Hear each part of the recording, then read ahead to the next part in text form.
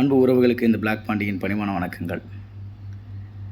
இன்றைக்கி நல்லபடியாக இந்த தேர்தல் முடிஞ்சிருக்கு. தமிழ்நாடு எலெக்ஷனை சிறப்பாக நடத்தியிருக்காங்க தேர்தல் கமிஷன். இதுவரைக்கும் எந்த ஒரு எலெக்ஷன்லேயும் இப்படிப்பட்ட வாக்கு சதவீதம் நடந்திருக்க வாய்ப்பே இல்லை. இந்த வாக்கு சதவீதத்தை யாரால் உருவாகிருக்குன்னு எல்லாருக்குமே தெரியும்.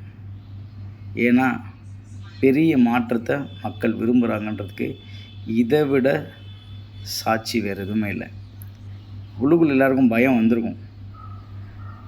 பரவாயில்ல, என்னவாக வேணால் இருக்கட்டும், இந்த தேர்தல் இன்றைக்கி நடந்து முடிஞ்சிருச்சு.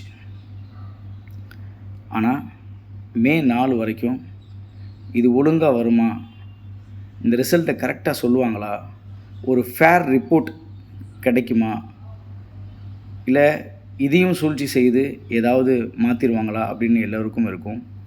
ஓட்டு எந்திரத்தில் கோளாறு, ஓட்டு எந்திரத்தில் வாக்குகள் குறையப்பட்டிருக்கு, ஓட்டு எந்திரம் சரியாக வேலை செஞ்சுருக்குமா, இல்லை அதெல்லாம் மாற்றிருக்குமான்னு இப்படின்னு பல எல்லாருக்கும் கேள்விகள் இருக்கும். எதுவுமே நமக்கு தெரியாது. இப்போ எனக்கு முன்னாடி போனவர் ஓட்டு போட்டார், டிங் அப்படின்னு பீப் சத்தம் உடனே கேட்டுச்சு. நான் ஓட்டு போட்டேன், ஒரு 7 செகண்ட் 8 செகண்ட் கழித்து தான் பீப் சத்தம் கேட்டுச்சு. ஸோ இதுக்கான காரணங்களும் நமக்கு தெரியல. ஆனால் நம்முடைய பங்களிப்பு ஒரு ஜனநாயகத்துடைய கடமையாக வாக்கை பதிவு பண்ணிட்டு வந்தாச்சு, நம்புகிறோம். இன்னொன்று, இந்த ரிசல்ட்டை யார் சரியாக சொல்லுவா? ஜனாதிபதியினுடைய தலைமையிலான இந்திய தேர்தல் அதிகாரியும் அவருடைய ஆணைக்கிணங்க இங்கு செயல்படும் தமிழக தேர்தல் அதிகாரிக்கும் வேண்டுகோளை வைக்கணும்.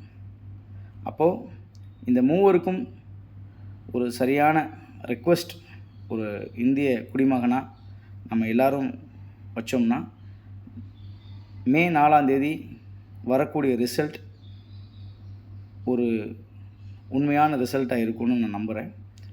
அதில் ஜனாதிபதி அம்மையார் அவங்களுக்கும், இந்திய தேர்தல் அதிகாரி ஐயா அவர்களுக்கும், தமிழக தேர்தல் அதிகாரி அம்மாவுக்கும் நம்ம ஒரு இமெயில் அனுப்ப போகிறோம்.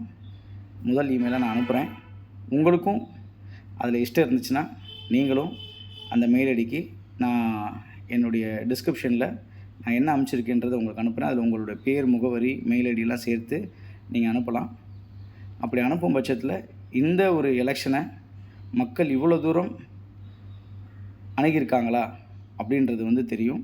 இந்த தேர்தலினுடைய வெற்றியை சரியான விதத்தில் ஜனநாயகத்தோட முக்கிய பங்காக அறிவிக்கிறதுக்கு ஒரு வாய்ப்பு அமையும் நான் நம்புகிறேன். கண்டிப்பாக மாற்றம் நடக்கணும். ஒரு இந்திய குடிமகனாக நம்ம ஒரு வேண்டுகோள் வைப்போம். எந்த ஒரு அரசியல் கட்சி தலைவரும் எந்த ஒரு அரசியல் கட்சியும் இடையூறு ஏற்படுத்தாத வண்ணம் அந்த வெற்றியை அறிவித்து நாளை மாற்றத்தோடு சிறப்பான நல்லாட்சி அமைந்திட எல்லோரும் முயற்சிப்போம். ஜெய்ஹிந்த்.